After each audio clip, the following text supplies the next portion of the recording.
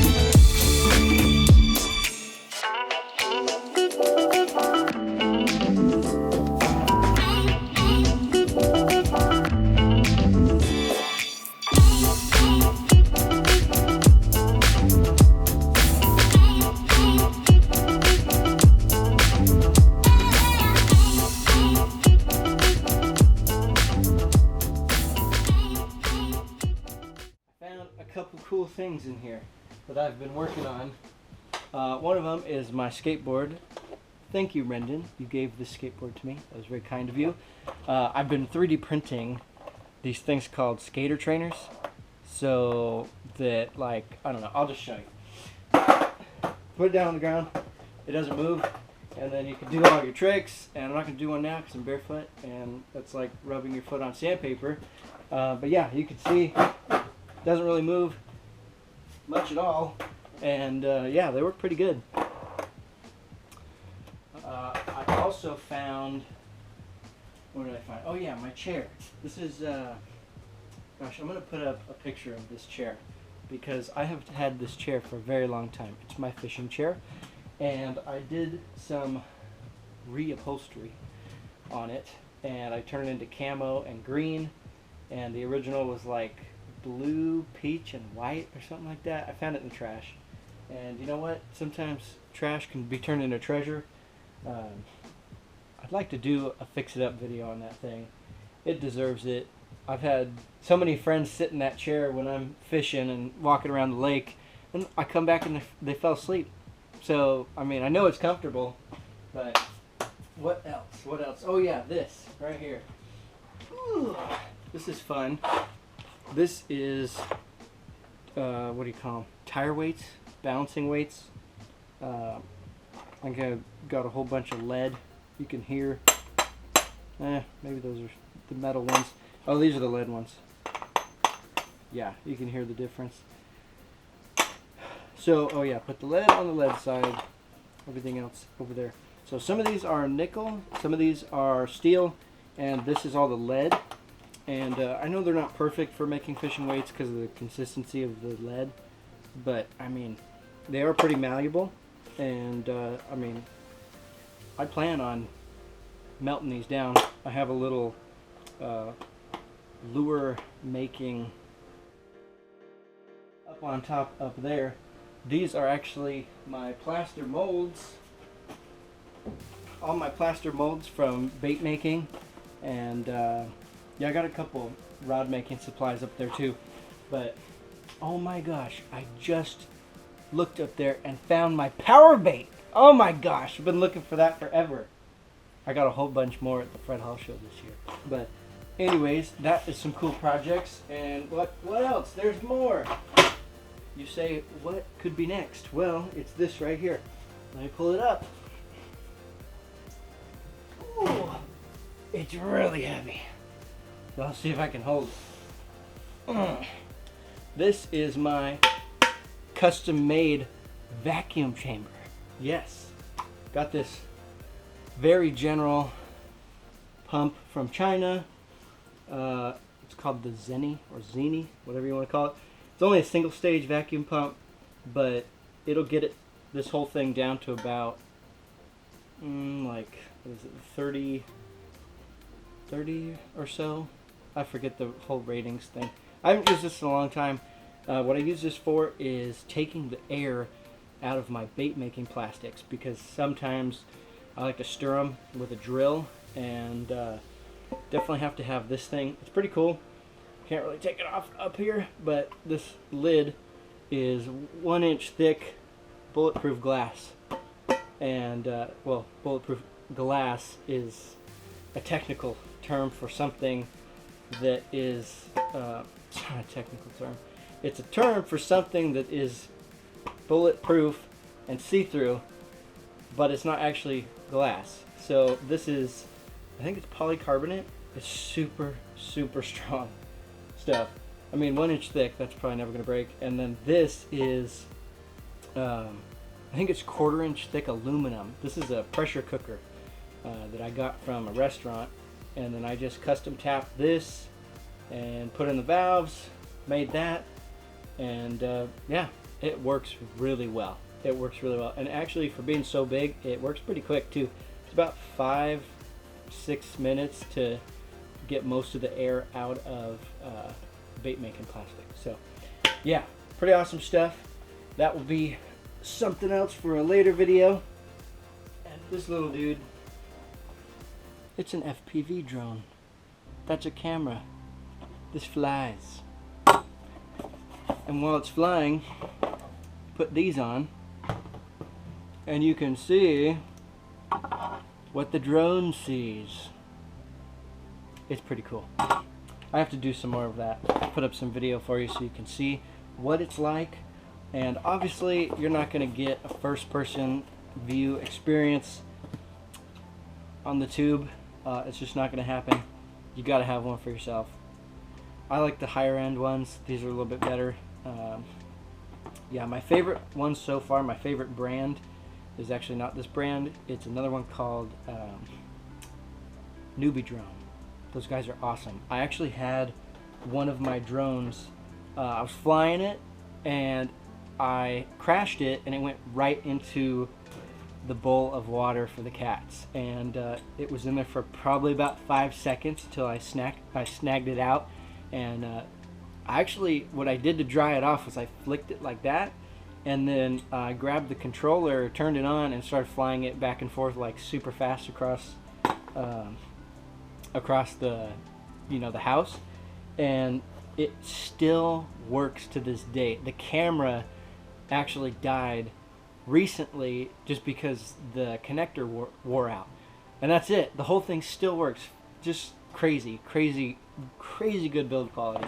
But yeah, anyway, oh yes, right under the drone, check it out. So this is not much, but if you know what that is, then you know what I'm about to say. This goes to a really old sewing machine, and yes, I said sewing machine.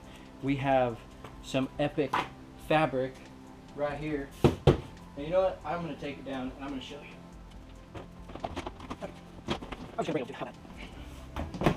Okay, so this is some pretty cool stuff here. This is a bunch of screen fabric, but this is what I'm really getting at. This, I wish you were here to like actually put your hands on this fabric because it is so cool. This is like an olive green, I forget what they call it, like a Cordura or ripstop fabric. I forget. It's really tough stuff. I've always wanted to make my own bivy, and that's pretty much where you just have like a waterproof thing around you and your sleeping bag, and you just hop right in, and you can kind of just carry it in a backpack. It's very similar to a enclosed hammock, but it goes on the ground, and you'd have to have a sleeping pad and all that good stuff. But yeah, there is some decent fabric in here. This is super cool. This stuff is digital camo, waterproof, Gore-Tex fabric. Fancy, fancy stuff right here. This is what I wanted to make the bivy top out of, so that it kind of blends in, and then make this the bottom or the sides or something like that. And then I'm probably not going to make the bivy, but we'll see. You'll have to keep tuning in to find out. This stuff is gnarly. I don't know if you can tell, it doesn't like flip over very easily, but this is another type of digital camo. I like this one a little bit better. This is waterproof canvas material. This stuff is really tough. You could probably put a grinder to it, or at least a sander to it with some really tough paper, and it would take you a while to get through it. It's really, really strong. Even this little piece right here, I can't break it. So you can see I stretched it with how hard I was pulling. But yeah. Oh yeah, another fun thing that's in here is this. Oh yeah, this one is fully sealed still. It's from, let's see, B.F. Goodrich. Cured January 1961. These are zippers for, a military diving suits. Not the wetsuit kind. These are for dry suits that keep you dry. Yes, they're super gnarly. Let me see if I can find one of the open ones, because I don't want to open one of the ones that has not been opened, because sealed is a little bit more expensive if you want to sell it. So this one has lost its seal, so I'll show you what the zipper looks like. I'm going to put this box down. Okay, so this is it. Can you tell? That is some gnarly, gnarly stuff right there. That zipper is all rubber. All rubber. Whole way through. That is ridiculously satisfying, I can't even tell you. But the other side looks like that. And man, it's so cool. So cool. This is from 1961. It's a long time ago. Well, depending on when you're watching. This is the year 2020 when I'm making this video.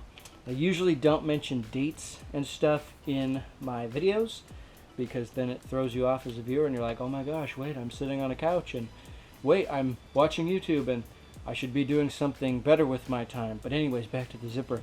Yeah, all brass, and what is it, Michelin rubber? Or no, that's not it. It's B.F. Goodrich. So I don't know, I think they make the Michelin tire. Anyways, look at that thing. It just locks right up in there with that zipper. Boom. It just is, gosh, watertight. It's amazing. Amazing. So I'm kind of geeking out on zippers, but you know what? I think a man ought to sew. You know what I'm saying? Because you wear pants, you wear shoes, you wear shirts, you wear backpacks. Speaking of which, that's another thing I have right here. I had to hand stitch the bottom back on because the other one ripped out. You can see it's already starting there. This is like ripstop parachute material. This is actually some of that really tough camo fabric I just showed you. This is super cool. Really thick stuff. I use this backpack a lot. It's one of my favorites. It's an ultralight pack. from Sierra Designs. Really cool. I usually just carry my stealth fishing gear in there and my micro stuff as well. But yeah, I got a whole lot to do. I am going to hopefully be finding the holes in my waders. These poor things are so old. Bought them at a garage sale and they fit me perfectly and they're super comfortable. But yeah, Orvis makes me a real fly fisherman now. What do you think? Oh man, I'm having too much fun. I guess this is what happens when you go through all your stuff that you have not found or seen for some time. This has the tiniest of holes that I just can't seem to find. I'm gonna have to like jump in the jacuzzi or something or a neighbor's pool and try to figure it out, because every time I'm in those I get wet somehow. So whatever, we'll figure it out. Anyways, I will see you next time. Thank you so much for coming all the way to the end, hearing me out on all my projects and my fun random trinkets and gadgets and gizmos galore. I will see you in the next one. Later.